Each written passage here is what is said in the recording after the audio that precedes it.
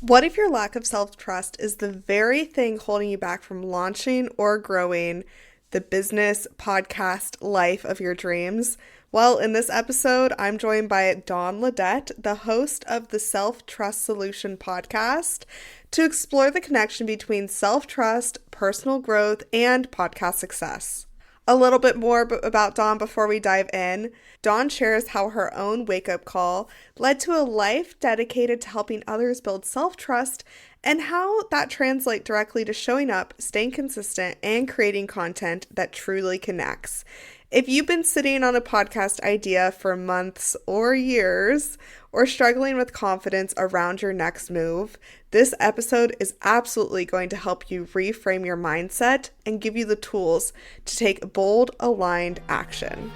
Welcome to the Podcast Cafe, where we're serving up everything you need to know about podcasting, from tips, stories, and strategies for podcasters from podcasters. I'm your host, Haley Hayhurst, the founder of Espresso Podcast Production, a full-service podcast agency helping business owners, creatives, and thought leaders launch and grow their shows. Whether you're just starting out or want to take your podcast to the next level, this is the place for you. Each week, we'll dive into practical tips, actionable strategies, and of course, stories from other podcasters so that you can build up a podcast that you love and that works for your business. So grab your coffee, get comfortable, and let's get started. Welcome to the Podcast Cafe. Hey, Dawn, welcome to the Podcast Cafe. I am so excited to have you in here. It is. I'm just so excited to be here. I was looking forward to this conversation. Thank you for having me. I look forward to what we are able to bring to your listeners today. Yes, it's going to be a good one. But before we get started, I have a very important question for you. What is your go-to coffee order? Oh, a latte with almond milk, always. Yep. Yep. I love that. I love that. Since we're in the Podcast Cafe, we have to know, right? Absolutely. And sometimes it's iced and sometimes it's hot. Yep. No real preference. I love that. Okay, well, I'm excited to talk about your podcast because it's all about self-trust. So why don't you tell us more about why you started your show, The Self-Trust Solution? Yes. Well, like many of us who identify a challenge, it starts with us. And I had this wake up moment one day. I was an executive in the hospitality industry for a couple of decades, and I was overworking and underliving and all the things that we hear about. And I thought I had this brilliant idea that I was going to sell my car, and I actually did this to force me to walk 2 miles to and from work, Mm. because that would make me go to work at a normal time and leave work at a normal time. And it would have me moving my body instead of being tied to a desk. And one of those days where I was feeling really proud of how smart I was on one of those walks. It just hit me like a ton of bricks. Why am I having to force myself to show up for myself in the way that I want to? And it was like an avalanche of a lifetime of evidence of how seriously lacking in self-trust I was. It just came flooding in. And that was the beginning of recognizing the power of self-trust, how the lack of self-trust affects us. And it became a passion. And I had to start helping others as I worked on myself and then started helping others do it. I just wanted more people to know about it, because we can walk around. I mean, I was very successful. You can do lots of things with a lack of self-trust, it turns out. But with it, everything changes. That is so interesting. I see that a lot in the online space too, where people will start working with clients and they feel like they have to over deliver to, have their clients happy, or if they feel like they're under delivering, they just freak out, or they're not able to show up online or show up in their podcast. They have an idea for a show, but they don't act on it because they're like, who would listen to me? Or they don't trust themselves enough to continue with it and be consistent with it. Absolutely. And you said something so key there. It's those questions like, who would listen to me? Our inner dialogue is a key component in building self trust. And look, I'm not a proponent of rainbow and daisy thoughts because they don't work, honestly, if you're not there. If you don't believe everyone's going to listen to you, telling yourself that is actually like lying to yourself Hmm. because you don't believe it and then you're trying to convince yourself. It actually creates more of a fracture in your relationship with yourself instead of creating more connection. And so I never want someone to change necessarily their inner dialogue. I want them to change their relationship to it so that Yeah. it's not an automatic shutdown when a question like that comes up. It's not one that starts to feed the insecurities we have that come with doing new things. It becomes this invitation to check in with ourselves, to tune Yeah. in and see both sides of the story. Like, yes, no one could listen, and I could help thousands of people. And then there's this whole in between. There's between 1 and 1,000 people that you could help. And is it worth it for you to do that? And if the answer is yes at any level, why not? Mm, yes. So what made you want to start your show? Was it to reach more people? Absolutely. Just to spread this, it really is a mission of mine to connect people to their self trust because of what it has done for myself and hundreds of people that I've worked with. And I will tell you, I fell victim to that same kind of mindset in the beginning. I had an idea for 3 separate podcasts, like Mm, mapped them out, had episodes prepared. And at some point, the discomfort of doing it doesn't outweigh the discomfort of not doing it.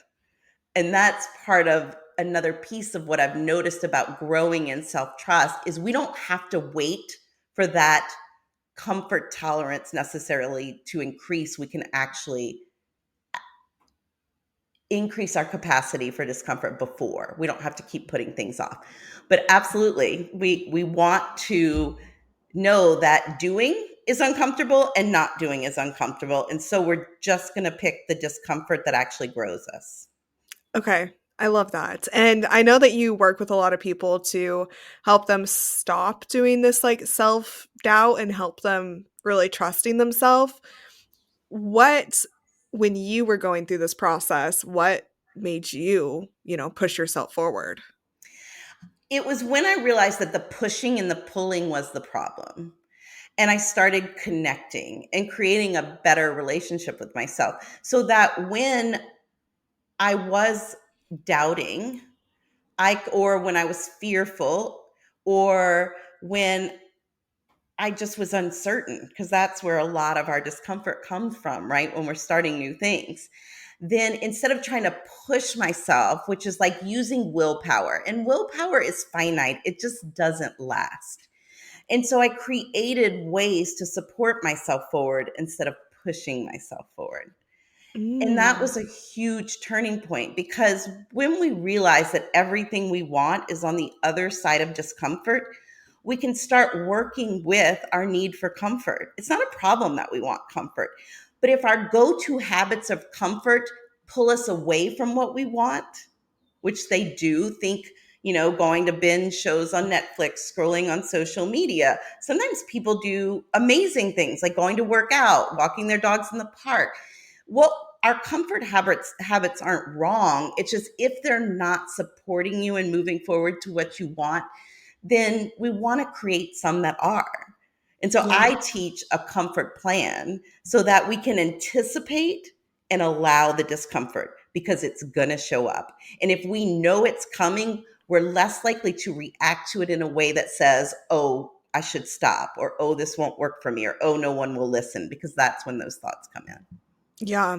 So when it comes to, a lot of my clients want to start podcasts because they want more marketing assets. They want to use it to reach more people and get their message out there. And podcasting, as you know, is great for that because you get to tap into while people are maybe doing their comfort walks or comfort scrolls or cleaning or whatever it is, they can be listening to you and you can be empowering them whether you know it or not. So tell me more about self-trust from like a podcast standpoint. like what can listeners do if maybe they aren't being consistent with their podcast, or maybe they haven't started their podcast yet. They have the idea like you had, but they, haven't taken action on it. What are some things that they can do to start building that trust within themselves to show up on a podcast? Yeah, it really is data helps so much. Mm. When we give ourselves clear data of like, this is what it's going to take to do this. This is my best guess. We're not going to know all the answers in the beginning. And then taking steps one at a time towards it. Now, this means what a lot of people get wrong about this is they want to rush and try and do a ton of things in a short amount of time. And it doesn't work with their life. It doesn't work with their discomfort tolerance yet. They haven't increased that capacity for discomfort. And so they have to develop, I call it, it's like a success date strategy where we actually map out what is it going to take? How much time can I actually give to it that I want to give to it each week? Mhm. And then the end of that is your deadline. So you're not picking these short term, doesn't work with your life, doesn't work with your energy level timelines where we're setting ourselves up for failure. We're actually mapping out the journey, mapping out the plan from a place of self care and self trust. Because the more you act on those things, those steps that you put into place that work with you, momentum builds.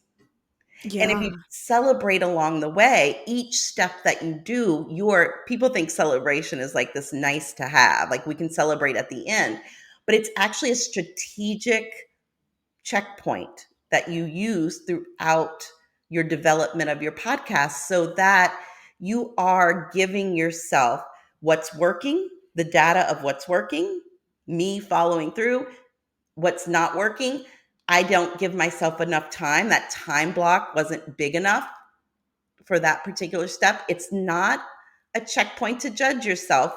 You just didn't know before how long it was going to take. So you took your best guess. You gave it a try. It didn't work in that timeline. It doesn't make you wrong. It makes adjustments necessary to the timeline. Yeah, it's as simple as that. I have a master class all about tracking your data for your podcast because so important to know. It's nice to just reassure yourself that not only people are listening, but they're also enjoying what you're putting out. And that way you Mhm. can make those data driven decisions. But to your point of, do you give yourself enough time to actually create the content that you want? you know, a lot of people will either do guest episodes or solo episodes. Some will do both. But I know this is different from you because you did all solo episodes up until, what was that, episode 100? Until episode 100, yes. And now I Okay. do every other is a guest episode. Every now and then there'll be back-to-back episodes, but Yeah. mostly. Okay, well, I want to dive into this because I think that is the number one question I get from podcasters is, how will I come up with enough topics? Mhm. I get that all the time. How do you come up with enough topics to do 100 solo episodes? I can't come up with not a, like there's just so much. And Yeah. I think for anyone that's questioning that, they're not actually accessing their inner wisdom, their experience, all the things they're doing. They're probably discounting it. That's where the self trust piece comes in. And so I invite you to just take a moment and really brainstorm, let it spill out, walk away from it, and then come back with new ideas. Let it really bubble up to the top. All your experience in whatever you're talking about, all the things you see when you go to the grocery store that actually feeds into that.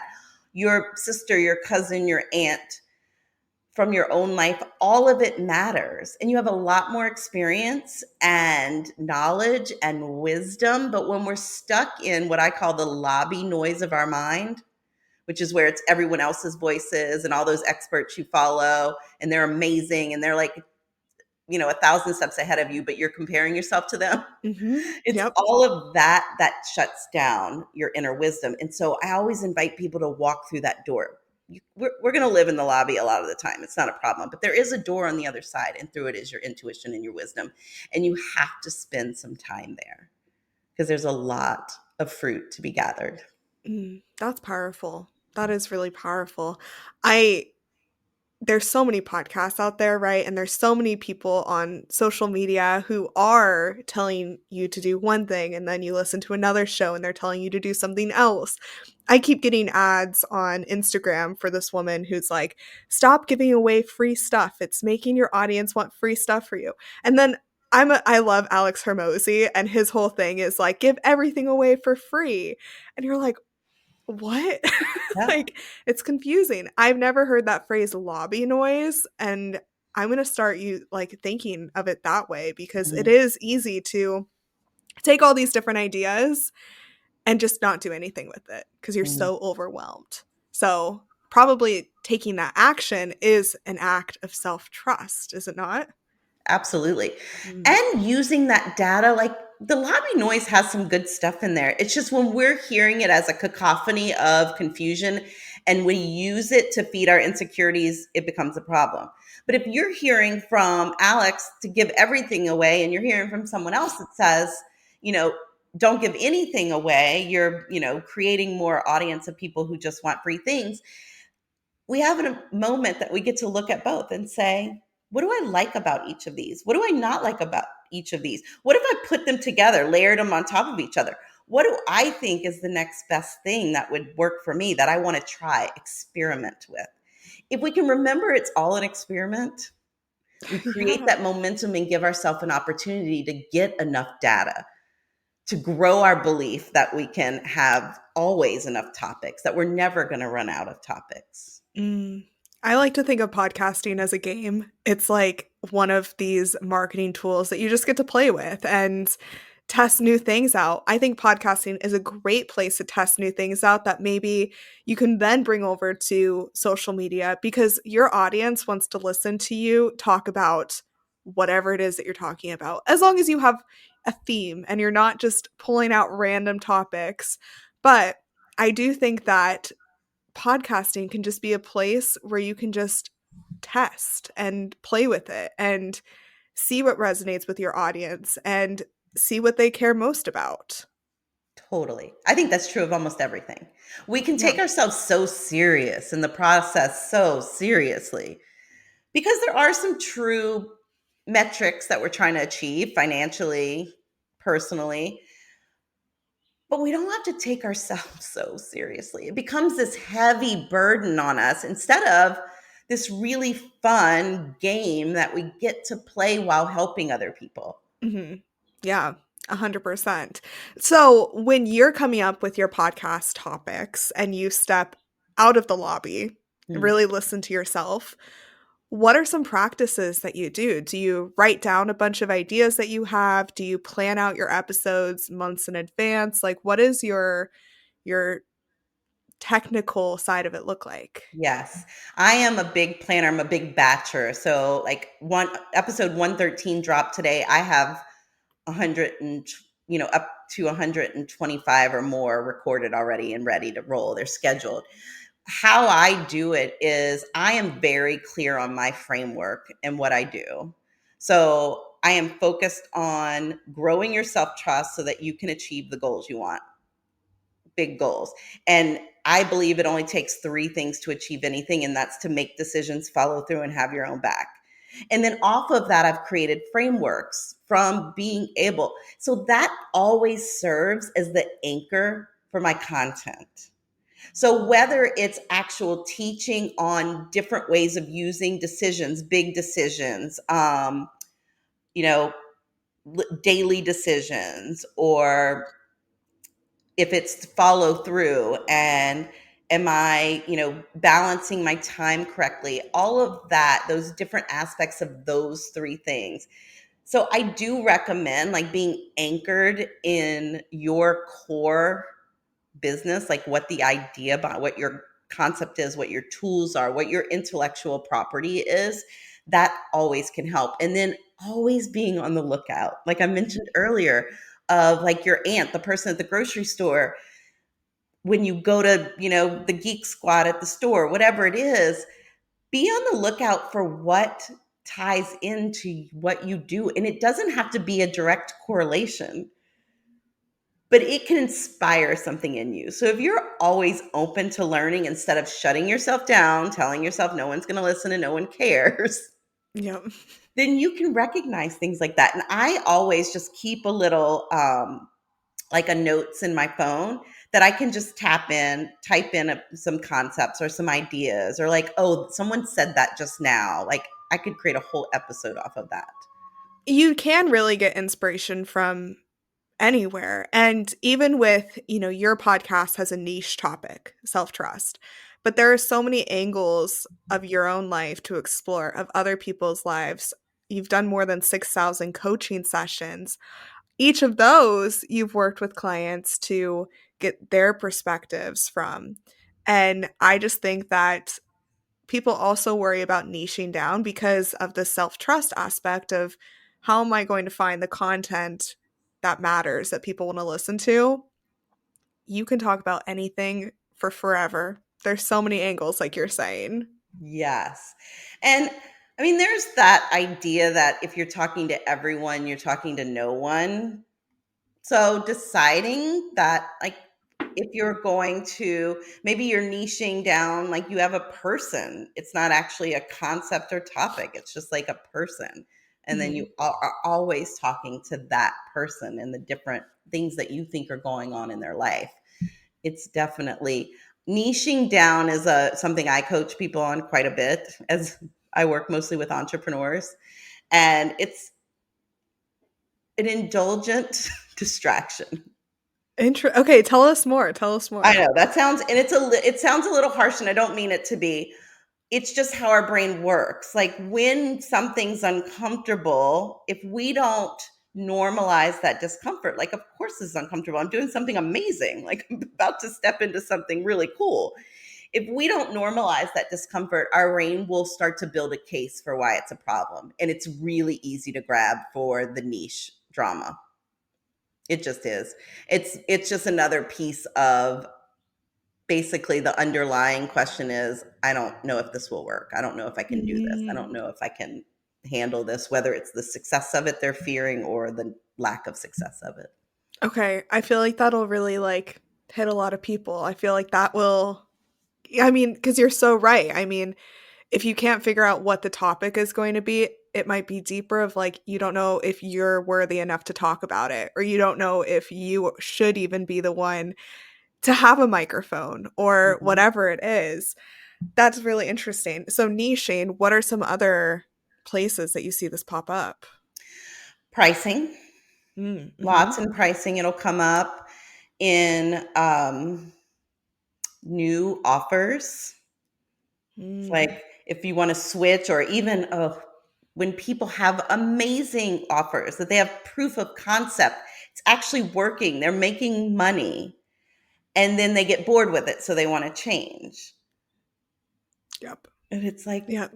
whoa, what Yeah. if you find your excitement elsewhere and keep serving your people who are obviously interested? Or how about you create excitement or decide that excitement's not necessary? There's so many options for coaching there, but that is often where it shows up. It's That's always interesting. in some piece of making a decision, following through, or how you're using the data against yourself of what you've already created or not created, and how you're judging it. Yeah. Yeah, I love that. I feel like this conversation is going to help a lot of podcasters and entrepreneurs, which is, who's mostly listening to the show, really get past those brain obstacles that we put up for ourselves. I think Yeah. that most of the time we're not even aware of them. Or maybe, I talk to a lot of people who they're like, I've had this idea for a podcast for the last 2 or 3 years. And yeah, it probably is self-trust. So I'm going to definitely send them this episode when that happens. Yeah.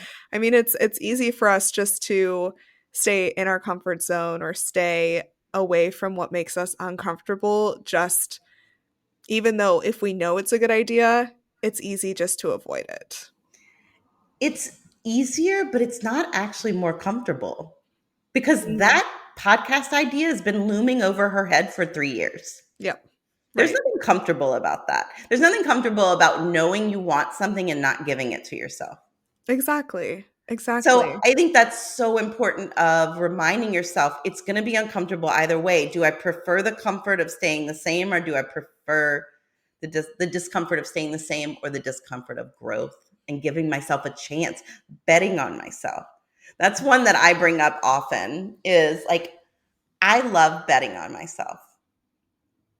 And Mhm. it's so different than what my inner dialogue used to tell me all the time, which some of your listeners will recognize this. It seems so innocuous. It's like, what's wrong with me? And it could be like I drop a pin and I'm like, oh, what's wrong with me? Sounds like not that big of a deal, right? Or to some people, it probably sounds awful. And to some people, they're like, oh, yeah, I do that all the time. It's not that big of a deal. But the truth is, confirmation bias is real in our brain. And if Mm. we don't answer that, it goes to look for all the things that are wrong with us. And the answer is nothing. But when we don't give it an answer, it will go and it will bring you the podcast idea you had 3 years ago that you never acted on. It's going to bring you when you decided to go vegan and it lasted 2 days. It's going to remind you all the times that you didn't do what you said you were going to do. And then it starts predicting the future and telling you that you never will. And so we have to be in touch with that inner dialogue. And again, we don't need to go into affirmations and pep talks. If those work for you, great. We just need to remind ourselves that one, we don't have to believe everything we think. And two, it could be an invitation. I like to think of it as an invitation to either affirm myself, my path, my goal, or an invitation to see a different perspective. So, what's wrong with me? Even that question, if I want to use it as an invitation to affirm myself, my path, my goal, it's like absolutely nothing.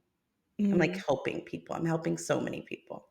If I want to use it as a different perspective, like what's wrong with me? What do I need right now? Like, what am I needing right now that I'm not giving myself? It just changes that Wow. confirmation bias and what your brain goes to look to prove. Wow. I absolutely love that. I'm learning so much right now. I feel like there's so many things in my head where, with business or even with life, I want to do stuff, but then I don't do it, or I have a long to-do list. And I know this is common for a lot of people, but if I don't finish my to-do list, it kind of brings up those feelings of, "Ugh, I'll never finish this," or, "Ugh," frustration. Mm-hmm. And just doing it, it sounds like, will build that self-trust within yourself that you can then do other things that you want to do. Yeah, or just answer that. Like, I'll never finish this. Is Do that I even true? need to do it? Like, do Yeah. I even need to do it, or is that true? Will I just do it another time? Mhm. Am I being a little too like one all or nothing thinking right now? What's the in between? Okay, I'm just not going to finish it today.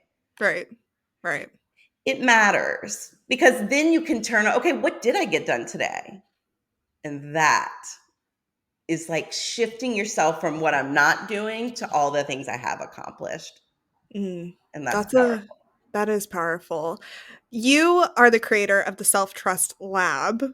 Tell us more about that and how you work with your clients. Yeah. So in the Self Trust Lab, we have 6 core frameworks that are all geared towards setting goals and building self trust through the process of achieving them. It's my favorite thing. It's like self trust affects our whole lives. Yeah. But being able to use it to focus on those 3 skills of making decisions, following through, and having your own back, when we do those things fueled by self trust, it's your success is inevitable. And so the core frameworks touch on everything from setting the goals to success dates, doing a new way to set timelines for ourselves, creating comfort plans for ourselves. There's an I'm so impressed list. I recommend everyone start one. You don't need my program to do that, though you're welcome to come in.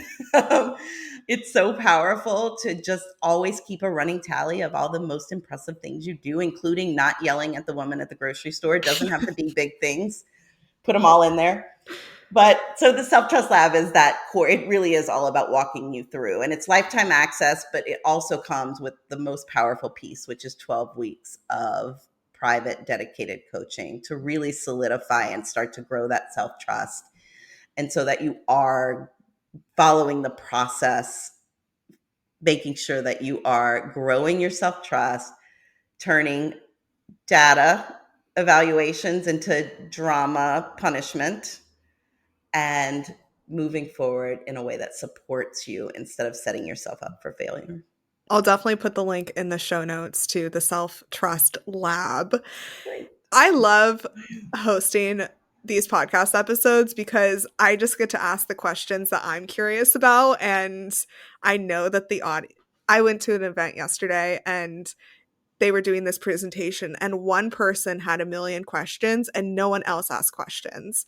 And everyone was like, that was nice. Like, I'm so glad that she was the one asking, because that was what I was wondering too, but I was never going to ask. And I so, love that. I think that's one of those things with podcasting. Like, as the host, just ask what you're curious about, because that's what the audience is curious about too. Yeah, absolutely. For Yeah. sure. So I have a few questions for you about your, podcast listening habits and interests and all of that. So I'm curious, do you remember the first podcast that you listened to, or the first one that left an impact on you? The first podcast I listened to was Crime Junkie. Mm-hmm.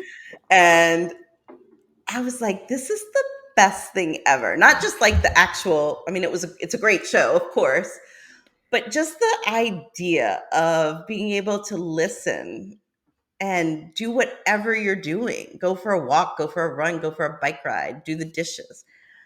I fell in love with the format of podcasting from the Yeah. very first episode I listened to. Yeah. I love that. Do you have podcasts that you recommend everyone listen to now? I I actually don't, and let me tell you why. You may not want to put this on. But. So, through my self-trust journey, I went on a consumption fast that was Mm. supposed to last 3 months, and it lasted 3 years. And so until this year, I had not listened to a podcast or read like a self-help book or Hmm. like all the things that I was filling my brain with at all over the last three years. I love that. I'm gonna leave this in because this is something I'm very passionate about too. I obviously listen to my clients' episodes every week, and they are incredible podcasters. I learn a lot from them. But in my free time, I don't listen to a ton of other shows other than like comedy or the occasional Diary of a CEO and Alex Hermosi, like podcasts like that. But in my other show, Employee to Boss, the last question I ask all my guests is to give 3 action steps based on the conversation for the audience to then go and do. Hmm. Because I talk to people who are like, I listen to podcasts 8 hours a day. And I'm like, that's incredible. What are you learning? I feel like I have always been a person to learn by taking action, very hands-on. And that's what I want from all of my listeners. So even from this Mhm. episode, like, I'm going to ask you, what should the audience do next, right? I think that every time someone listens to an episode, unless it's just for pure entertainment, like, you should be doing at least one thing that you learned. Absolutely. We can get into that overconsumption. And it's amazing. And we think we're doing good things because learning is great. You're not wrong about that. But if it's keeping you from moving forward and actually doing what you want, why you want to listen to those podcasts, if Hmm. you're not taking action on what you're learning, it's Yeah, just another way to keep yourself safe. it is. And as a host, remember that too, because you're going to want to give your audience action steps to take. Mm. I know that people's pet peeves in the podcast world is when you listen to an episode and you're like, I don't know if I learned anything, right? So I know with your episodes, you keep them shorter but actionable. Absolutely. My episode is very formatted. So particularly my solo, but it doesn't matter whether it's solo or guest, there will always be, and at the end I say, what will you take away from today's episode? here's what I offer you, or were my favorite takeaways from the guest. And I give you 3, 4, maybe 5 takeaways. Mm-hmm. And they're all related because the episode is about a particular topic. So I think it's so important, but that's important too for self-trust, as that's what I'm teaching people is to build self-trust, which means to give yourself some information, but don't turn it into a hideout. Yeah. Put it into action. And so that's why I keep it was very intentional. The episodes are very short and they always have takeaways. I love that. I love that. So 2 more questions. I'm curious, what is the best thing that you've learned about yourself through the podcasting process? Like, what's the most surprising thing you've learned? I am incredibly proud of my ability to just try and to do it poorly. Mm-hmm. I'm really good at doing it poorly just to get it started, because I'll learn from it. I get no data from trying to do it perfectly, and that would have been my old way.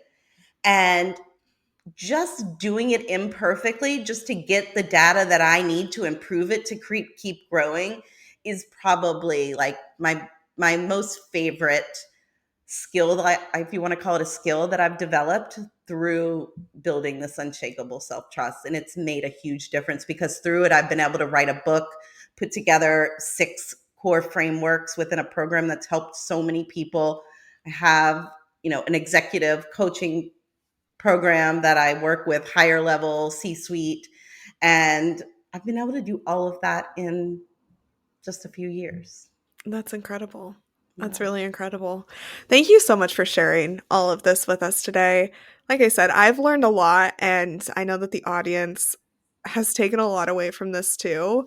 So I'm curious, what should they do next? What is your best piece of advice for them to move forward after this episode is over? Yeah, I really invite them to start considering that concept of the lobby noise versus the interior room, and notice the difference between the two without judgment. Just recognize that when you're spending time in the lobby noise, and know that you can walk through that door. If you're a visual person, actually visualizing walking through that door can be really helpful. Just to give yourself, it can start with 5 minutes a day of just spending time in silence in that inner room so you can access your wisdom and your intuition. And in the beginning, it's going to be uncomfortable, and that's okay. You're creating relationship, and building relationship takes time. Let it be uncomfortable. Let it be slow. It's worth it either way. Where can people find you, Dawn? You can find me at theselftrustcoach.com. And everything is there. It's a great place to go. There's this really, if your audience, anyone out there is realizing how their inner dialogue or their self-trust could use a boost, I have this great 7-day self-trust boost series. It's a simple, quick email series that will just start reconnecting you to the self-trust you already have and helping you grow it along the way. Amazing. All the links will be in the show notes, and thank you so much for joining me today. Oh, it's been a pleasure. Thank you. Thank you so much for joining me in the Podcast Cafe. I hope you're leaving with fresh ideas and inspiration to take your podcast to the next level. Remember, podcasting is a journey, and you don't have to do it alone. I'm here to help you every step of the way. Let's connect. Be sure you follow me on Instagram at Espresso Podcast Production, or visit espressopodcastproduction.com for more tips, resources, and behind-the-scenes insights. I'd love to hear about your podcasting journey. If you've enjoyed today's episode, make sure you hit subscribe so you never miss an episode. And if you're feeling extra generous, I'd love it if you could leave me a review on Apple Podcasts or Spotify. It helps more podcasters just like you find the show. Until next time, grab your coffee, keep creating, and I'll see you back here in the Podcast Cafe.